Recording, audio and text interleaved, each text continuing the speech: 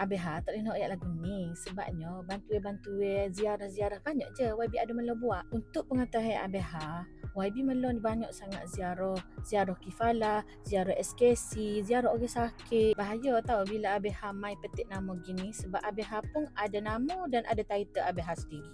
Abah sendiri pun ada follower. Bagi saya, kalau kita orang yang betul nak tahu gapo isu dalam mai terjadi, ada dah bantu Abah jangan tanya mak-mak saudara Abah.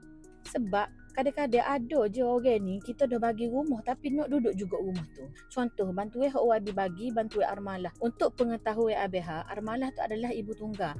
Setiap fasa ibu tunggal ni dia mengikut don dan hak ain tahu untuk don melo 200 orang setiap fasa.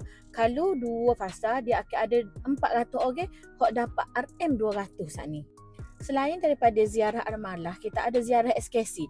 Ziarah SKC saat ni, ziarah hak dia turun dan dia bagi kepada orang-orang sakit. Tak silap ain, jumlah dia adalah RM100. Lepas tu, kita ada ziarah kifalah. Ziarah kifalah tu adalah ziarah orang yang meninggal.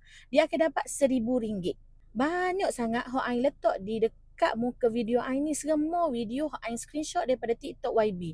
Ain rasa Abah boleh kot tengok TikTok YB. Dia gini Abah, kalau Abah nak tolong pergi ziarah kita orang tak menghalang Abah nak pergi, Abah gilah bantuan sebab bantuan memang kita mengalu-alukan untuk NGO pergi bagi. Dan alhamdulillah setakat ni kerja-kerja YB buat berlaku. Abah tak boleh lah nak royak pukul rata bahawasanya YB ni tidak cakna ataupun tidak bagi bantuan kepada masyarakat. Salah tu Abah kalau Abah pukul macam tu. Mungkin saya boleh betulkan sikit ayat Abah, contohnya macam mak saudara Abah tak dapat.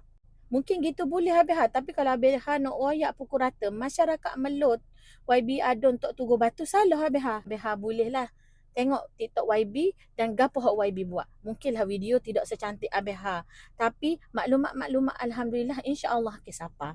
Terima kasih Abah.